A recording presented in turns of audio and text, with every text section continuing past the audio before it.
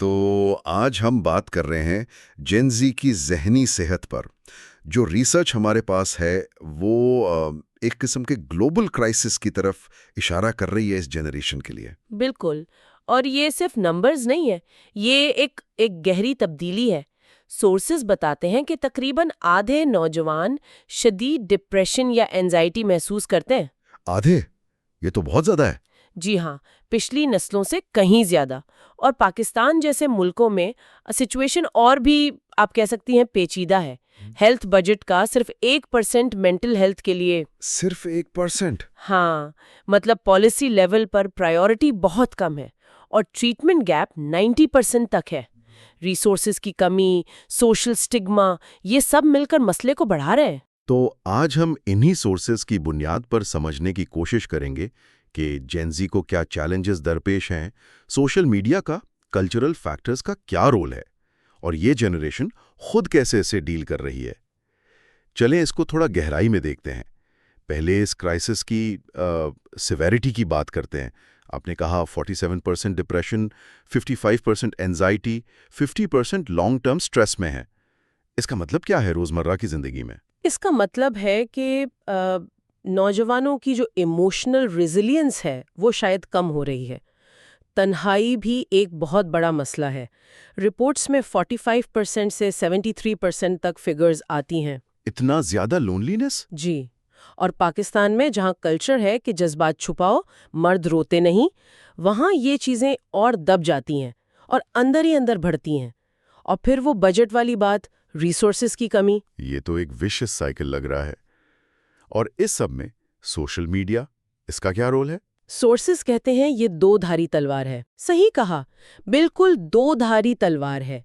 UK में जैसे आधे नौजवान कहते हैं कि ऑनलाइन कंपैरिजन से उनकी सेल्फ एस्टीम कम होती है, 42% की एंजाइटी बढ़ती है। क्योंकि वो कॉन्स्टेंटली दूसरों की परफेक्ट लाइव्स देख रहे होते हैं। एग्जैक्टली वो एल्गोरिदम्स अक्सर ऐसी चीजें प्रमोट करते हैं जो गैर हकीकी हों, आइडियलाइज्ड हों, तो नौजवान खुद को कमतर समझने लगते हैं।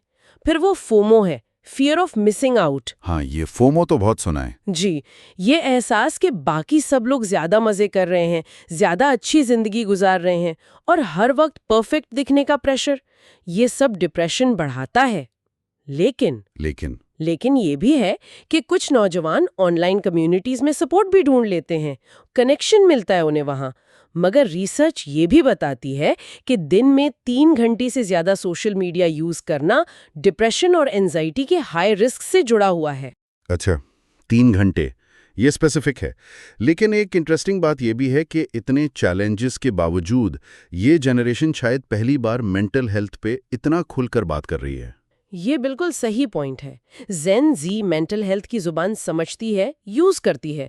वो अपने पर्सनल एक्सपीरियंसेस शेयर करते हैं, एक दूसरे को सपोर्ट करते हैं।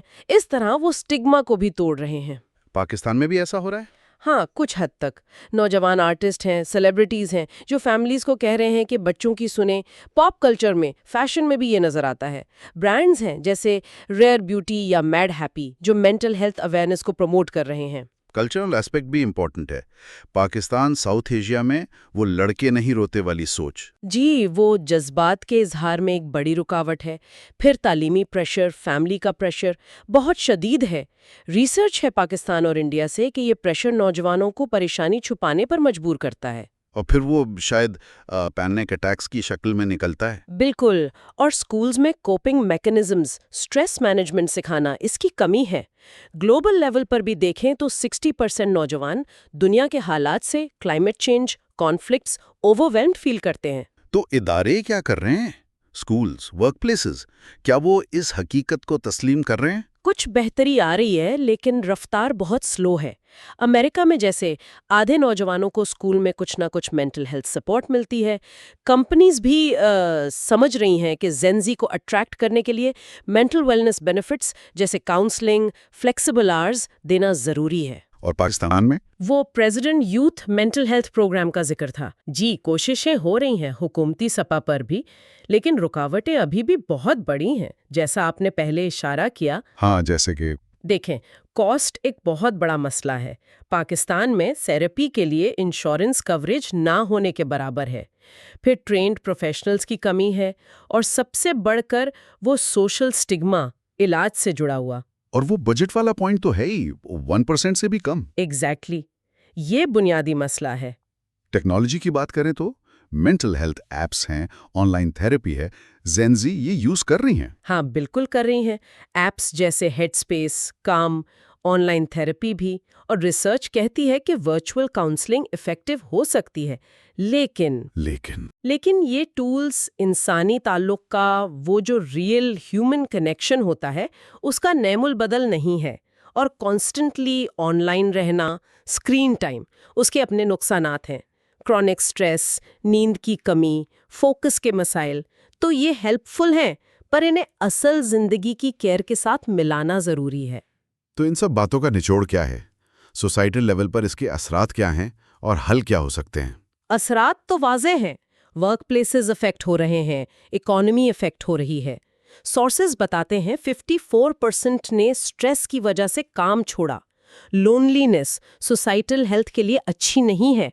हल एक कलेक्टिव रिस्पॉन्सिबिलिटी है। मतलब सबको मिलकर काम करना होगा? जी, गवर्नमेंट्स, बिजनेसेस, फैमिलीज, स्कूल्स, सबको अपना किरदार अदा करना होगा। स्कूल्स में सपोर्ट बढ़ाना, वर्क प्लेसेस को मेंटल हेल्थ फ्रेंडली बनाना, सस्ती और एक्सेसिबल केयर प्रोवाइड करना, और टेक कंपनीज को भी उनके प्लेटफॉर्म के असर पर जवाबदेह बनाना होगा। और सबसे इम्पोर्टेंट, नौजवानों को खुद पॉलिसी मेकिंग में, सॉल्यूशंस डिजाइन करने में शामिल करना। उनकी आवाज सुनना बहुत जरूरी है। तो खुलासा ये है कि जेन जी को बेमिसाल चैलेंजेस का सामना है मेंटल हेल्थ के हवाले से, लेकिन साथ ही ये जनरेशन इस मसले पर एक इम्पोर्टेंट कॉन्वर्सेशन को भी आगे बढ़ा रही है और तब्दीली ला रही है। बिल्कुल, जरूरत इस बात की है कि हम उन सिस्टम्स को समझें जो उन पर प्रेशर डाल रहे हैं और उन्हें बेहतर बनाएं। स्कूल, वर्क प्लेस, कम्युनिटी, सबको काम करना होगा। और थोड़ी इंटरजेनरेशनल एम्पैथी वो भी चाहिए। आखिर में इन सोर्सेज को देखते हुए एक सवाल जहन में आता है। पॉलिसीज और ऐप से हटकर हम अपनी रोजमर्रा की बातचीत में, अपने रवैयों में ऐसी क्या तब्दीली ला सकते हैं जिससे इस नस्ल को जो अनोखे प्रेशर्स हैं उनसे निपटने के लिए हकीकी मदद और ताल्लुक का एहसास मिले। इस अहम गुफ्तगू में शामिल होने का शुक्रिया। और ऐसी ही मजीद मुफीद मालूमात के लिए सोशल इकोस के यूट्यूब, फेसबुक, इंस्टाग्राम और लिंक्डइन प्लेटफॉर्म्स को सब्सक्राइब करें।